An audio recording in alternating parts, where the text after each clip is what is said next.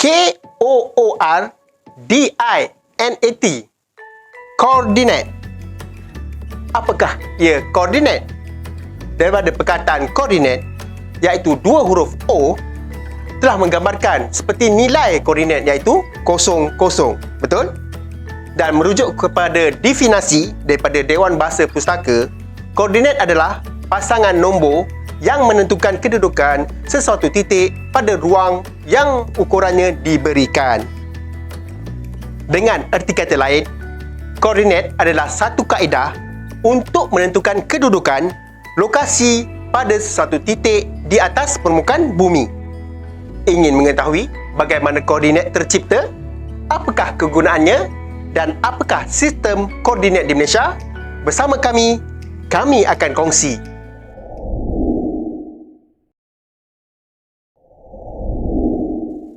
Dengan adanya nilai koordinat, kita dapat mengetahui sesuatu kedudukan atau lokasi di permukaan bumi. Contohnya, kalau berada di darat, senanglah kita nak cari lokasi. Mudah sebab ada rujukan. Seperti rujukan tepi jalan, depan kedai mamak. Tapi kalau di lautan ataupun di udara, macam mana nak tahu lokasi? Adakah nak bagi tahu kapal terbang kita sekarang berada di tepi awan sekian-sekian? Kan susah. So, sebab itulah dengan sistem koordinat kita dapat dan mengetahui di mana lokasi kita dengan tepat. Dan daripada mana asal usul ataupun idea wujudnya sistem koordinat ini? Ia tercipta atau dapat idea daripada seorang ahli matematik yang terkenal pada abad ke-16. Dia berasal daripada Perancis, iaitu dikenali sebagai Descartes. Beliau dapat idea itu ketika sedang baring dan lihat di siling ada seekor labah-labah di siling. Dan dia pun terfikir, di manakah kedudukan labah-labah ini? Dari situlah terciptanya cabang matematik geometri koordinat yang mempunyai satu set pasangan nilai daripada paksi X dan paksi Y yang dikenali sebagai Sata Cartesian, di mana sistem koordinat Cartes yang digunakan dalam geometri sata dan algebra dinamakan sempena nama penciptanya. Bagi sistem koordinat yang akan kita huraikan nanti, nilai koordinat berkenaan diperolehi daripada satelit, di mana satelit akan memancarkan isyarat kepada penerima, iaitu kita, ke atas sesuatu alat untuk memperolehi nilai koordinat. Dan sistem yang digunakan ataupun satelit itu adalah dikenali sebagai GNSS, iaitu Global Navigation Satellite System, atau dalam bahasa Malaysianya, Sistem Satelit Penentu Dudukan Sejagat, ataupun yang selalu kita panggil ataupun yang selalu kita sebut adalah GPS, iaitu Global Positioning System. Sistem satelit GNSS memberi maklumat penentu dudukan geospasial, iaitu latitude, longitude dan altitude, di mana ia beroperasi selama 24 jam sehari dan memberi perkhidmatan yang percuma kepada pengguna. Dan apa bezanya antara GNSS dan GPS? Ia merupakan dua perkara yang berbeza, di mana GNSS adalah merangkumi jenis sistem satelit, dan sistem satelit ini mengorbit di permukaan bumi dan memberi isyarat transmisi yang berterusan untuk membolehkan pengguna menentukan kedudukan. Manakala GPS adalah salah satu komponen dalam GNSS, atau nak bahasa mudahnya, GPS ni adalah jenama sesuatu sistem satelit yang dibangunkan oleh Amerika Syarikat. Itulah bezanya di antara GNSS dan GPS. Sebab itulah kita biasa menggunakan istilah GPS berbanding GNSS. Sebab GPS ni adalah produk yang pertama dikeluarkan dan istilah ini selalu digunakan oleh kita berbanding dengan GNSS. Dan pada mulanya, GPS direka untuk tujuan ketenteraan yang dibangunkan oleh Jabatan Pertahanan Amerika Syarikat bagi mengendalikan sistem pensasaran peluru perpandu semasa perang. Dan nilai koordinat ni memang rahsia pada masa itu, dan untuk mengetahui nilai pun tidaklah berapa tepat yang diberikan oleh Amerika Syarikat kerana ia dikawal oleh pihak USA atas isu keselamatan dan ketenteraan. Dan untuk nilai koordinat yang dahulunya dimonopoli oleh Amerika Syarikat iaitu sistem GPS, kini dah hampir ada 127 satelit yang aktif di angkasa. Antaranya adalah seperti GPS iaitu daripada Amerika Syarikat ada 30, daripada Galileo iaitu daripada Kesatuan Eropah, daripada GLONASS iaitu daripada Rusia, Beidou daripada China dan ada juga daripada Jepun, QZSS. Dan satelit-satelit ini beredar di angkasa untuk memberi nilai koordinat kepada pengguna.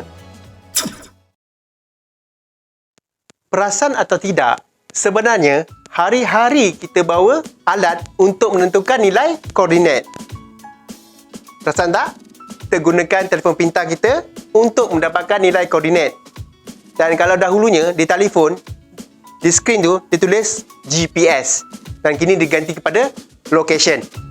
Dan sama juga dalam aktiviti harian kita seperti pengangkutan bawa kereta, kan? Kita nak pergi ke mana sesuatu tempat, kita gunakan GPS ataupun gunakan sistem Google Map, Garmin, Waze dan sebagainya untuk mengetahui sesuatu tempat. Manakala kalau nak pergi kenduri pun, kalau kita dapat jemputan, kad jemputan ada tertera nilai koordinat dan boleh kita mengetahui lokasi sesuatu majlis kenduri dan sebagainya. Mudah bukan? Sama juga dalam kita jogging, di mana kita beriadah. Di dalam ni pun ada koordinat di mana dia mengetahui jarak, boleh mengetahui masa kita lari dan sebagainya, gunakan dengan kiraan dalam nilai koordinat. Begitulah kegunaan semasa untuk nilai koordinat. Manakala dalam kerja-kerja pengukuran pemetaan, penggunaan nilai koordinat itu adalah amat penting bagi menentukan sesuatu kedudukan lokasi di permukaan bumi. Dalam sistem koordinat, unjuran adalah satu perkara yang ditekankan. Mengapa? Ini kerana unjuran diperlukan bagi masalah memetakan sistem koordinat dalam bentuk 3 dimensi ke permukaan yang rata, di mana biasanya peta yang kita gunakan adalah di dalam bentuk 2 dimensi dan adalah agak mustahil untuk menukarkan sfera iaitu bentuk bumi itu ke permukaan rata tanpa melibatkan erotan unjuran. Dan di sini nyatalah bahawa bumi itu bulat. Bumi bulat, kita selalu menggambarkan bumi sebagai sfera, betul? Dan kalau dilihat dengan teliti, ianya kelihatan seperti telur. Sementara permukaan bumi adalah seperti permukaan kentang, di mana ia tidak rata disebabkan ada unsur graviti ataupun joid. Untuk memberi gambaran yang mudah berkenaan dengan bumi, saya akan ambil contoh sebiji buah limau yang kita anggap dia adalah bumi bulat, sfera. Dan kita akan tandakan X sebagai titik koordinat ataupun di mana kita berada, dan kita akan buat unjuran daripada buah limau ini. Di sini kita akan bayangkan sebiji buah oren sebagai bumi, di mana kita akan cuba kupas untuk dijadikan hamparan seperti sebuah peta agar mudah untuk dilihat seluruh permukaan buah oren ini. Dan setiap hamparan ataupun bentuk kupasan kita ini akan berbeza-beza mengikut kaedah yang kita kupas atau kopek untuk buah oren. Sebab itulah unjuran ini ada beberapa jenis dan ia mengikut jenis atau bentuk kupasan bumi itu sendiri. Unjuran pemetaan topografi di Malaysia adalah menggunakan sistem bentuk benar serong ditepati atau dikenali sebagai RSO. Dan kerja-kerja kadastra pula menggunakan Cassini. Dan kedua-dua sistem unjuran ini menggunakan Ellipsoid Modified Average sebagai rujukan. Unjuran peta di Malaysia. Di Malaysia, pembinaan dan pengeluaran peta rasmi telah dipertanggungjawabkan kepada Jabatan Ukur dan Pemetaan Malaysia ataupun JUPEM, di mana banyak peta berskala kecil yang meliputi seluruh negara dan negeri dikeluarkan oleh JUPEM. 3 unjuran peta yang lazim iaitu Sistem Koordinat Geografi iaitu Lat Long, Cassini Solder dan RSO.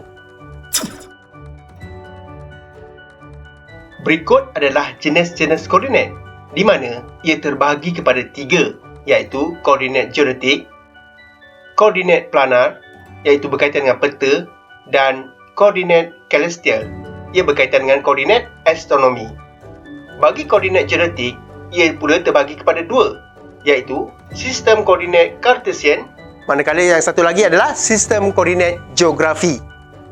Sistem koordinat geografi merupakan garis lintang dan garis bujur sebagai sistem koordinat segi empat bujur.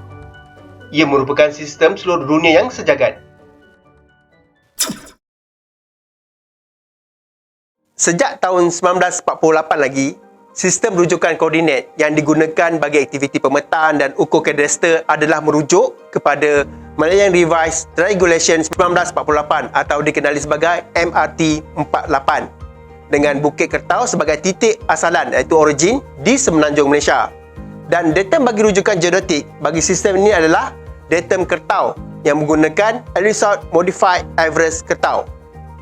Manakala bagi Sabah dan Sarawak serta Labuan, ia menggunakan sistem rujukan koordinat Borneo Triangulation 1968 atau dikenali sebagai BT68 dengan Bukit Timbalai dijadikan sebagai titik asalan. Dan rujukan geodetik bagi BT68 adalah datum Timbalai yang menggunakan Ellipsoid Modified Average Timbalai. Baiklah, kita tengok latar belakang bagaimana era teknologi atau sistem koordinat yang digunakan. Ia bermula pada tahun 1980-an di mana teknologi GNSS bagi kerja-kerja ukur dan pemetaan Malaysia digunakan. Manakala JUPEM telah menghasilkan sistem-sistem rujukan koordinat dengan menggunakan teknik Global Positioning System GPS iaitu dikenali sebagai Peninsula Malaysia Geodetic Scientific Network atau dikenali sebagai PMGSN 94 pada tahun 1994 bagi Semenanjung Malaysia, dan ia diikuti dengan EMGSN 97 pada tahun 1997 bagi rangkaian kawalan geodetik di Sabah, Sarawak dan Labuan.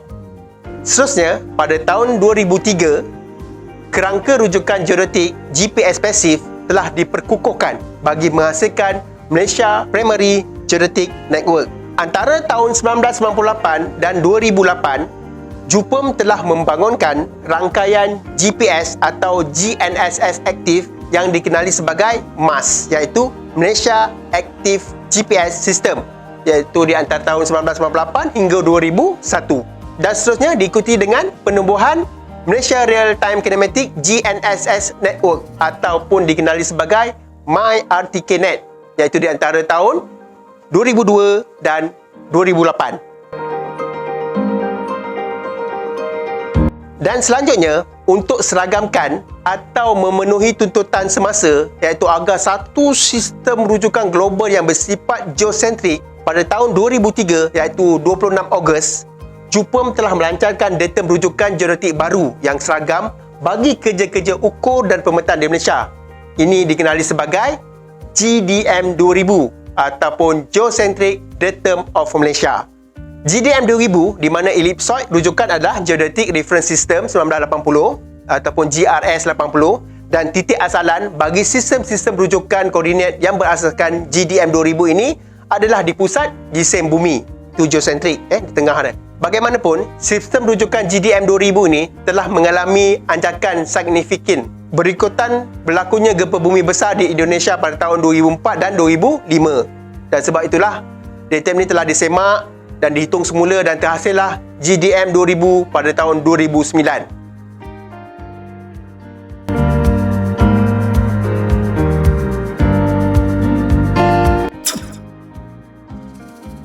Sistem koordinat di Malaysia pada asalnya mempunyai origin sendiri pada setiap negeri dan ia pula tidak merujuk pada satu sistem triangulasi yang sama. Perhitungan dan pemetaan untuk kerja-kerja kadastra adalah berdasarkan unjuran Cassini yang dihitung di atas 3 sistem triangulasi iaitu sistem Repsol, sistem Perak dan sistem ASA. Sistem triangulasi yang berbeza digunakan untuk negeri-negeri yang berlainan. Terdapat 10 sistem koordinat Cassini di semenanjung Malaysia pada ketika itu. Pada tahun 2003, pertukaran kepada satu sistem yang seragam telah dilaksanakan. Ia memudahkan pertukaran data dalam disiplin geometrik. Sistem seragam berkenaan adalah Geocentric Datum of Malaysia iaitu GDM 2000. Ia merupakan sistem rujukan datum tunggal yang dapat mengelak daripada keperluan menjalankan proses transformasi kompleks yang menyebabkan penurunan ketepatan dan kejituan bagi produk ukur dan permetaan. GDM 2000 adalah memenuhi tuntutan semasa dengan merujuk satu datum rujukan global yang bersifat geosentrik, di mana di peringkat global ataupun antarabangsa, sistem koordinat yang dirujuk adalah WGS 84 iaitu World Geodetic System. Walaupun kita telah menggunakan satu rujukan sistem koordinat iaitu GDM 2000, sistem-sistem terdahulu iaitu sistem koordinat Cassini negeri masih digunakan, terutamanya pada pelan akui iaitu PA lama, di mana nilai-nilai koordinat di PA lama ini masih digunakan bagi menentukan nilai koordinat bagi negeri berkenaan. Tetapi nilai koordinat lama ini perlulah melalui proses pertukaran koordinat untuk mendapatkan nilai koordinat semasa, iaitu bagi kerja-kerja pengukuran dan permetaan. Begitulah seberengkas mengenai koordinat, di mana ia merupakan satu kaedah untuk menyatakan kedudukan lokasi pada sesuatu titik di permukaan bumi. Sekian saja daripada saya. Sekian, terima kasih.